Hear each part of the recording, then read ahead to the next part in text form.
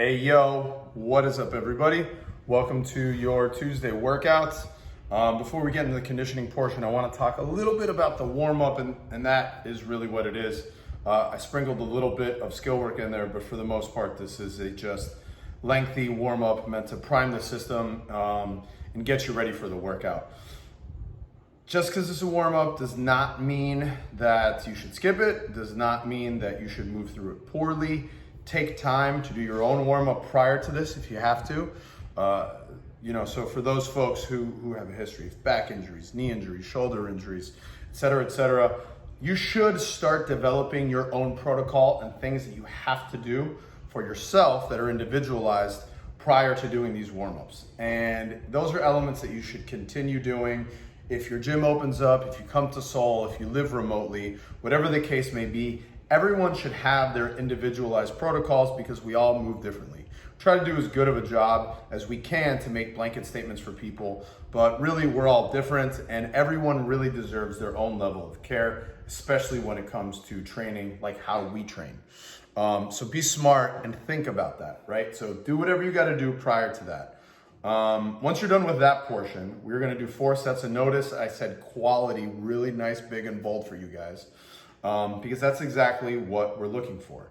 Throughout this warm-up, it's important to focus on quality, and as always, if you need to change the reps, scale down, scale up, change some of the exercises because they're too difficult for you, by all means, please do it. You're not necessarily handcuffed to doing some of these exercises. If you see that something is a core engaging exercise, but we may have shot a little bit too high for you, then by all means, change it. Do something that makes more sense for you that you can sustain and continue moving really well with. So like for example, we have 30 flutter kicks today, 4 sets. That's a lot of them.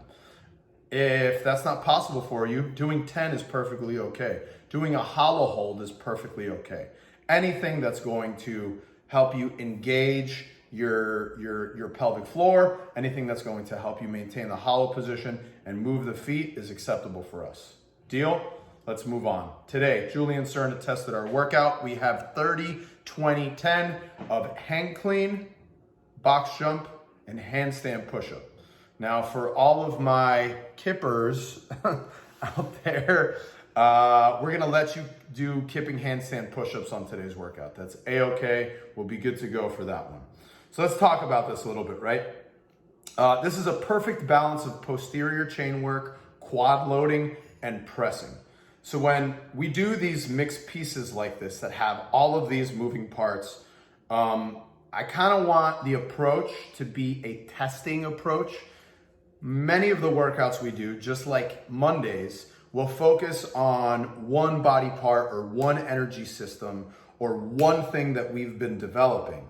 And then when we throw something like this into the mix, it's more of a tester, and the reason is because it's so damn complete. We have equal parts of hip hinging, we have equal parts of quad loading, we have equal parts of pressing. So this is more of a fitness test than something that is really specific to a certain energy group, a certain structure, or a certain movement pattern or whatever. It's a very, very, very complete test as a result of how we are putting together the different movement patterns, if that makes sense to you guys. So consider that. This workout is structured around using a barbell, but using a barbell is not necessary.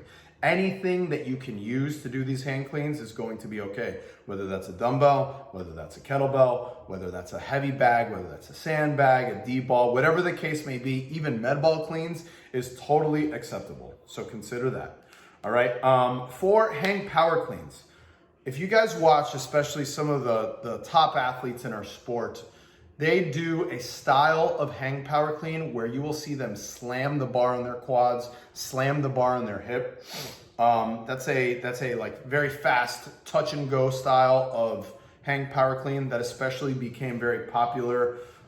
It was in the era, for those of you guys who've been doing CrossFit for a while, like when the grid league started to become popular, really fast, high rep hang power cleans. Some people do them really well, some people do not. Now, the reason why I brought this up to you guys is because when you watch people do those really fast, high rep hang power cleans where they're almost slamming the bar on their hip or on their upper thigh and then catching it, that works if you're trying to do a whole lot of work in a short amount of time.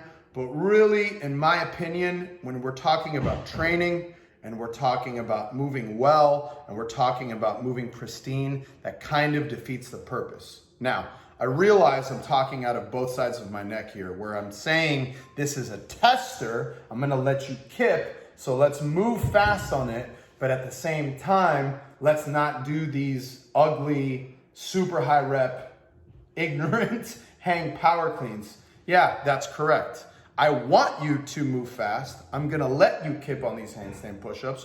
We're going to move at a really hard pace because it's such a complete workout. So you really shouldn't have any burnout unless it's very movement specific. But I don't want you to do these hang power cleans. And the reason is because I don't feel like there's a lot of value in doing them for the folks that are following Soul at Home. If you are a competitive athlete with aspirations to compete at the CrossFit Games or to compete at some of these large sanctioned events, that's a different story. And we can talk about how to perform those better, because I do believe there is a way, but I don't think that there's a tremendous amount of benefit in doing those high rep, ugly, pounding hang power cleans for those folks that are focused on becoming fit and getting better and moving better and doing this for health or fun reasons. So like even for myself, I wouldn't be doing those. After every rep, right, I would bring it down into my hip, slightly reset and go again. There's no reason for me to bang the bar on my upper thigh in order to do more work, right? It almost starts to look more like a kettlebell swing than a hang power clean. And when I program hang power clean, that's what I'm looking for. I'm looking for hang power cleans. The last thing we'll touch on is this. For box jumps, no rebounding. I don't feel like I need to say that anymore. I don't feel like I need to post it anymore, but I'm going to continue doing that. You guys have heard me for years. There's no reason to rebound on these box jumps. For those of you who are unclear with what I'm talking about is when you jump on top of a box, you almost fall off. You jump straight back onto the box. So you like land down and jump back up, land down and jump back up. What happens when we perform rebounding box jumps is we put a tremendous amount of stress on the Achilles tendon. And that change of direction, when we land and go right back up, we're not letting the Achilles tendon recover. And there's a high incidence of Achilles tendon injury or tears, which are absolutely traumatic when doing high rep rebounding box jumps. No need to do that today either. You can step down, you can still jump down, but if you jump down, slightly reset. Don't allow the Achilles tendon to fire so quickly in order to do more work faster. That's not what we're looking for today, right? So we've set these parameters, and now we're gonna give the ability to move fast, but stay within the parameters. And once again, yes, kipping handstand push-ups are acceptable today. What is not is 12 ab mats over your head so your range of motion looks like this, right? We still wanna have a deep range of motion. I'm okay with a slight decrease of range of motion, maybe an ab mat, or maybe a plate, or maybe a pad, but I don't want you guys to double and triple them up in order to enable you to do handstand push-ups. That's not what we're looking for. I'll leave you with this. Julian score is 635. More than likely, he did everything unbroken. Personally, I have not had a chance to watch this video just yet because he just tested it. But good luck to everybody. Keep posting your scores. Post on the leaderboard. Peace.